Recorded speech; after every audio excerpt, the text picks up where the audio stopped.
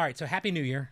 How long do we have to say Happy New Year? I was going to bring this up because famously your buddy Larry David did this on a Curb Your Enthusiasm where he said you get 3 days. January 3rd, I agree that's with it. that. So you think we're done? No more That's Happy enough, New Year's? yeah. All right, I think that's fine.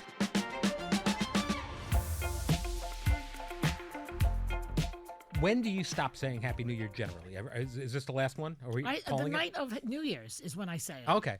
You showed me a photo from the night of New Year's. You looked a bit... I had some sake. Yeah, you had some sake. I was at Nobu on 57th Street. Oh, really? That's where you rang in the New Year? Yeah. That's pretty cool. But no, I didn't ring in anything. I got there at 6:30. I left at 9:30. And I went to bed because I had too much sake. New Year's Eve, you're asleep at 10 o'clock. Is that normal for you? Or are you someone that do you have in your long and illustrious life here, have you had wild New Year's Eves? Do you like a party? I really don't like New Year's Eve. I never did. I always found it to be depressing when I was a child. They'd start talking about who died and who wasn't there. And, what, did you have family? Your family my came over? relatives, they'd all get together and have a big meal and then start talking. Too bad grandma's not here and blah, blah. I don't care for it. It's depressing to me. Yeah. I have footage of me as a child running around trying to cheer everybody up. How'd that work out? It didn't work. No. All I did was, become I was like Jerry Lewis running around on speed. My kids are finally at the age where they can easily stay up for midnight. I used to look forward to them passing out early and enjoying it. Well, now I'm like your kids. I pass out early. Yeah, all right. Well, tell me about your holiday break. How was your Christmas? Did you get to spoil Luca, your grandson, with gifts? Well, he told me exactly what he wanted. Really? Yeah, I said, what do you want? And he sent me the website and everything. And I said, okay, anything else? No, you bought me enough, he said. And I said, well, you have one more thing.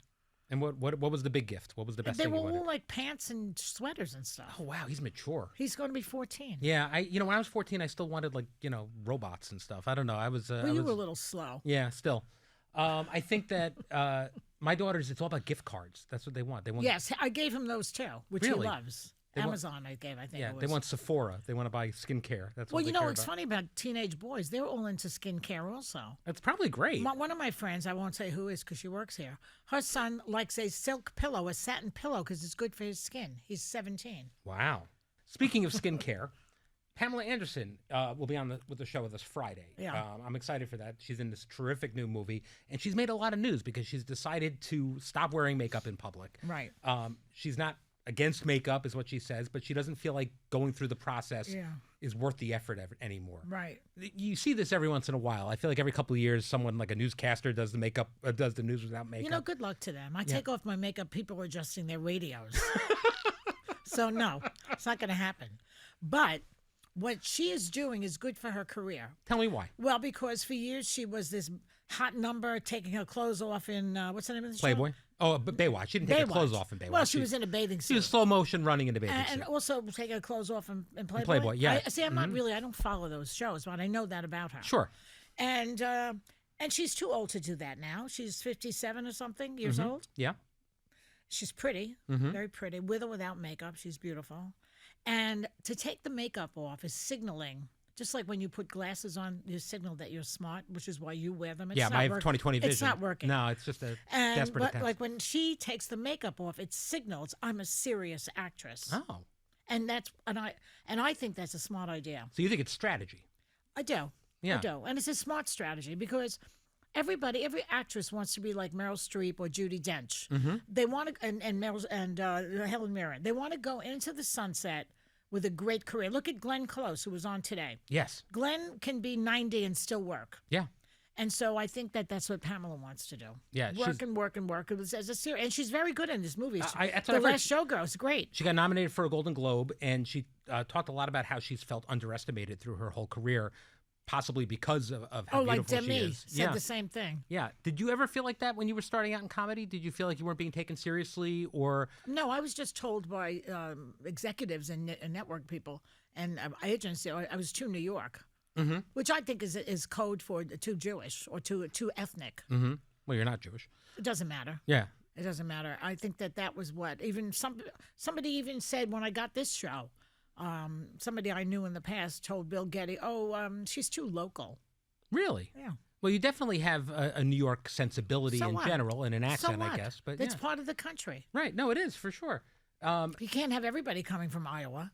Now, what about as a female comic. Did you feel like that was something? Oh, well, yeah. We were told certain things like, if you went on the road and you did a show, they would only have one woman on the bill out of 3 of us. Really? Yeah, because they didn't want 2 women to compete with each other, which was ridiculous. It's total BS. Absolutely. Because the boys talk about the same things over and over again. Masturbation, their mother-in-law. I don't know what the hell they were talking about. But women, we have our issues also, but we're not that similar. Think of the different comedians you know. No, absolutely. Nikki Glaser, who just did the Golden Globes, Yeah, did she a was really great job, I thought. She did. Yeah, that's a tough gig. Well, the one who really made it incredibly memorable is Ricky Gervais. Yeah. Oh, my God.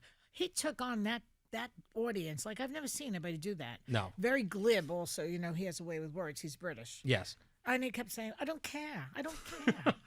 And I believe it. Much like you, I think he actually doesn't care all that much. He doesn't. All right. Speaking of the Golden Globes, this made me laugh because, the way the show works, people don't know how the show works, how you guys pick hot topics and things like that. Oh, our show. Our show. And what happens is you guys get a curated list the night before of 40, 50 sometimes stories to talk about. Sometimes Right. it's politics, sometimes it's popular They always culture. start with politics, though. Generally. And then there's a note somewhere on there that says, hey, by the way, check this out. Watch this show. See this thing. Yeah. The fact that 90% of the time you don't watch the show that we suggest that you watch the night before. Yeah. But you watch the Golden Globes from beginning to end. Yeah. The day before, a day you weren't on the show. And then weighed in about it, which made me laugh. You're on this text. You're not on Monday. Sunday night, you watch the entire Golden Globes. What's your point? I think you only did it because you weren't on the show. I think if you were going to be on the show Monday and we had said, make sure you watch the Golden Globes so we can talk about it, you would have said no. That's not true. That's a complete fallacious notion. Really? Yes. I would have not watched it either. If I felt like watching it, I would have watched it. But you did watch it. Because here's the thing about things you want me to watch. Yes. You have clips. I have a life. I know. I can't watch everything. I know, but the fact that you watched it for no reason on Sunday night makes me laugh because it's not something. When was the last award show in the last 20 years you watched from beginning to end? None. None, ever, except for the day you're not on But the show. the Golden Globes always has some danger to it. Yes, it does. And that's why I watch it. All right, well, that's fun. That's fun. Have you And ever I hosted? also I wanted to see what Nikki was going to do. Yeah, she was great. I thought so, Have you ever hosted a big award show? No. Would you ever want to? Well, I was the first female roast master. That's right. at I the mean, that's Friars. kind of along those lines. Yeah. Would you ever want to do an award show? No. It seems like it's kind of a thankless gig. I don't want to do it. No. Yeah. I don't want to do anything that gives me stress. Okay. I'm serious. This show not stressful for you. It is a little bit, but not that much. Okay. You mentioned before Glenn Close was on the show, and she mentioned her dog Pip, and Pip That was came so out. cute, That yeah. was adorable. I What a loved it. well-behaved dog. Yeah. Tell us what people at home did not see from the dog. They didn't see the dog going into her mug and drinking the water. Better her mug. I said, you better take that home because no one's going to drink out of that. Yeah, the dog went right to town on the Well, listen, at least he wasn't humping anybody. No, Some that's dogs true. do that. That's true. Poor Anna's dog is just dragging around a toy in the middle of the hallway. Oh, I'm beginning to think that that's an appendage on her. That Yeah. that dog is actually physically attached to her body. Is it? I think, well, Anna does not go many places without Cha-Cha. She was just at the Panama Canal. And she brought Cha-Cha. She writes to me, I'm in Panama. What should I do? I said, buy it. Mm-hmm.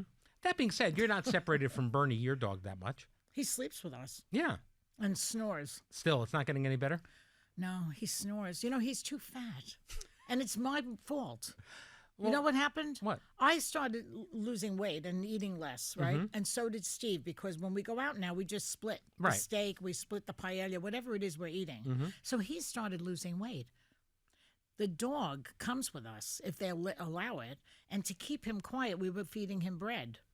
Okay, well, So the dog got fatter. Yeah. He started snoring. Steve got thinner. He stopped snoring. Oh, wow. So you really get, you can't get I to can't enjoy the and fact that that your dog, husband's not snoring. sometimes he's right on top of me. I can't even turn around. All right, so what's the plan? The plan is to have a 2-bedroom apartment. That's what the solution. So who's sleeping in the other bedroom? You or the dog? Me. I leave the two of them to snore with each other. Wow. And I'm out of there. All right. Yeah. Wow, this is the world we live in. Well, listen, it is what it is. All right. Well, Do you think the king and queen sleep in the same bed the whole night? Please. no, I guess not. Charles and Camilla? No, it's over. That ship has sailed. All right, so how long? At what point in the marriage do you move to the other bedroom? When you have a dog that snores, for one Okay. thing, or a husband that snores, All that's right. when you do the it. snoring is enough. You can't Yeah. do it. Yeah. All right, I want to go back to Nikki Glaser for a second. Oh, She yeah. said that she didn't get paid as much as male former hosts of the Golden Globes. She wasn't upset about it because it was such a big opportunity for her, and she did so well. I'm hearing they're going to bring her back and Yeah. pay her a little better. But she said, she would have done this for free probably. What do you think of that? I think that those are, how many words is that? I would have done this for free. 7 words you never say. I would have done this for free. Really? Why? That throws a monkey wrench into other women's jobs. You wouldn't say that. Oh, yes, that's interesting. Of course, you would do it for free because it's good for your career and you're good at it and it's fun. That doesn't mean you shouldn't get paid for it. What, do you only get paid for things you're miserable about? That was a mistake. Yeah, especially on the way up, you got to kind of take every opportunity. Yeah, to get come paid on, when you Nikki, deserve if you're it. listening, don't say that again. All right. You're ruining it for me. Today, you asked Diane Warren about her experience with therapy, which is always a favorite topic of yours. Yes. If someone's been to therapy, the producers I immediately assign I it for you. immediately have more respect for them if they actually, the highest functioning person in the family will go to therapy. The lowest functioning person in the family sets the tone for the family. Remember those 2 things. Okay. Those are important points. So if you're in a family, she was sexually abused, she said. Yeah, horrible. Other things, I forget other things. That one stood out to me because it's the worst thing that could happen to a child. It just erodes your trust. Of course. And so, but she was a highly functioning, brainy, smart kid. And that's why she went to therapy, to help herself. If you don't go, you're not functioning well. She said she recently went for the first time, but Tyler Perry also was on the show. Yes, I sent him. You sent him to therapy. He gave you complete credit for this. He said he went to therapy for the first time in his 50s, and it was because basically you told him to. I did. Were you surprised by that? Yes, I was. I didn't think that I made any kind of difference in people's lives when I tell them things like that. Yeah, I ignore you, but look, You Tyler Perry. You ignore me. My dog ignores me. But Tyler Perry listens. How about that? And he's a mogul. Yeah, that's pretty good. I mean, what is the best thing you've gotten from therapy? In therapy? Like, what's the best takeaway you've gotten? Well, the thing about some people go to therapy. People go to therapy for different reasons. Right. I was more there, and Karen Horney has a book called Neurosis and Human Growth. And what she talks about are the 2 personalities, the grandiose personality and the self-effacing personality. Okay. So the grandiose personalities are these big alpha types who run businesses, and Elon Musk and Donald Trump and these guys. They need it, Right. but they don't believe that they do. And they also believe that why would I go and ruin my grandiosity or the way I behave? The other type were the more self-effacing, which is what I was. I'm not that good at this. I lack in confidence, People like that go. Right.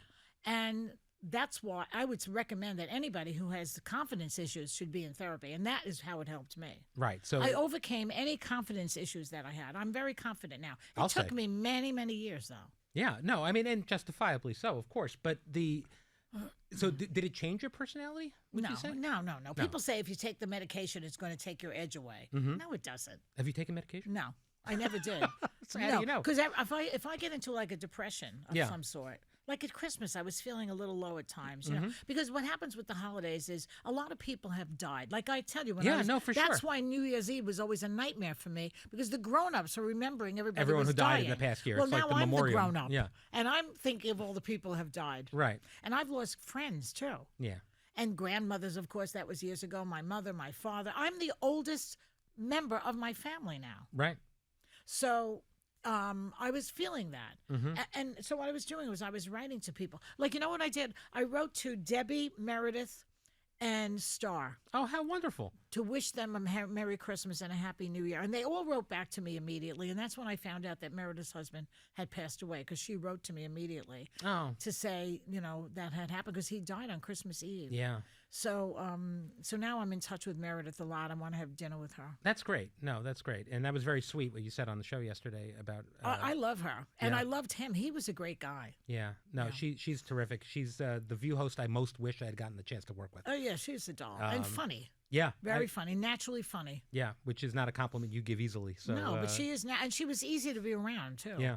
Yeah. She understood everything. And she wants to be an actress. She always wanted to be an actress. So I'm going to help her with that. Oh, are you going to bring her in for your play? I don't know. We'll say if All she right. feels like it, maybe. Well, that's interesting. Yeah. So let's talk about your play. That's a little bit of a tidbit. Well, my play is called My First Ex-Husband. And it's a series of monologues based on interviews that I did. All of it is based on true stories. And, Right. of course, it was rewritten by me. But they're all true stories. And there are 4 of us will start. We'll do a 4-week run. Then another cast of 4 actresses will come in. So the first 4 weeks, which starts February 6th, previews are before that, are me, I'll be in it, Susie Essman, Tova Feldshuh, and Adrian Moore from Orange is the New Black. Sure. I saw a lot of people sending me notes about it because I guess the tickets went on sale. So I saw. Yeah, we've already raised a lot. We've sold a lot of tickets already. That's exciting. Now, is this a stressful thing for you, or is this an exciting thing for you? No, I like it. First of all, it's funny. Right. People are going to have fun. And also, it's like looking, when you're driving past somebody's house and you can see inside their apartments. Yes. When you're coming over the 59th Street Bridge, you can see that. Yeah. And you get a glimpse into somebody's life. Mm-hmm. It's like that. So we're going to get a glimpse into your life? Or the life of people you've interviewed? I don't know that it's How much funny. of your personal stuff is in this? I add and subtract things. I mean, some of them are somewhat composites too, but Sure. My story, I never think my story is that interesting. No, I think 30 years on television would probably disagree with you. No, but that my story of my first ex-husband, I don't know if that's that interesting. Well, I mean, one woman was married to a mobster. That's pretty interesting. Good. Yeah, that's interesting. Another one, turned lesbian who wasn't. That's interesting. There's a lot of stuff like that. All right. Where my story is like, all right, you know what? The opening line of my story would be, we fell in love during the Cuban Missile Crisis. Oh, that's pretty good. So you've thought about this. You've started to. I Yeah. have. And I might. It's hard to write your own story. Yeah. All right. Well, I'm very excited to see the show. This one. You coming? I have to come. Yes.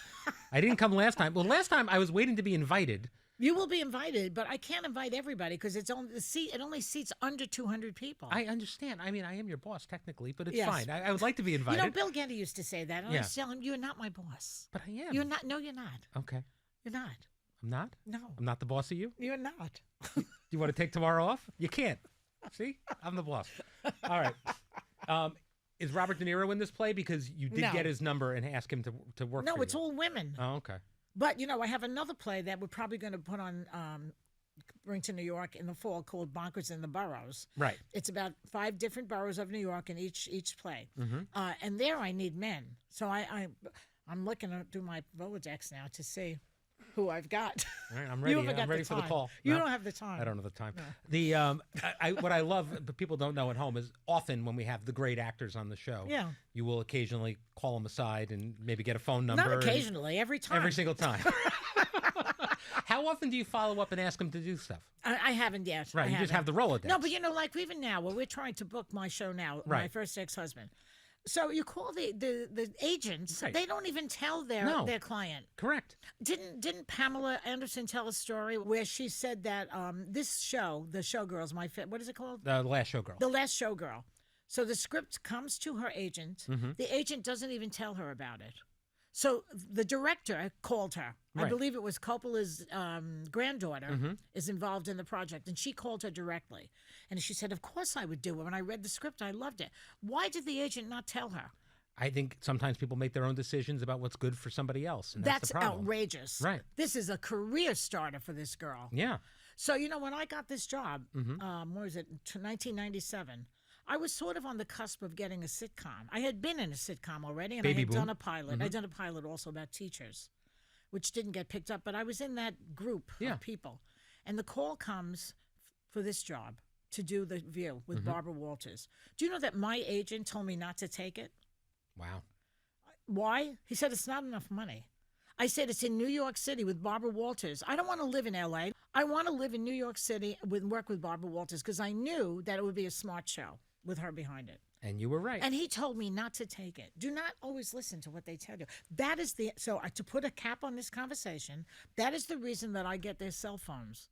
Because I can always text Robert De Niro. I don't have to call him and say, Bobby, baby, it's Joy. Do you want to come on the show? And he doesn't have to answer it if he doesn't want to, but at least I get the shot. At least you get the shot. Yeah. Definitely. Now, here's a question. Do you like when people call you directly to ask you to do stuff, or do you feel like you have to do it? It's fine. They can do it. I don't mind. Yeah, they can do it. I prefer them to text me because I don't really like to talk on the phone that much. No, I've noticed that. Text me, and I will be able to tell you. And then, a lot of times you can't say yes because you're busy, and there are other reasons. You prefer to text, although I get at least one butt dial from you every week. I get about a 4-minute. What is the matter with me with technology? Why am I such an idiot? I don't know, but at least once a week I get a 4-minute conversation that you and Steve are having on my voicemail. Today, who butt dialed me today? Who? My ex-husband. He didn't realize Oh, it. really? Yeah. There we go. But he wasn't saying anything interesting. No, I usual. stopped listening to yours. In the beginning, I used to be like, oh, what's she going to say? But it's never anything. No, it's nothing. No. All right. Well, thank you for joining me today, Joy. You're welcome. Tomorrow, I'll be back with Alyssa Farrah-Griffin. Check our episode description to see if you have any questions you want to ask me or the co-hosts. And we'll see you tomorrow. No calls today. No, we did. Well, we had a lot of good stuff. All right. Yeah. Well, we had a lot of stuff. Yeah. I don't know if it was good, but we had a lot of stuff. Thanks, everybody.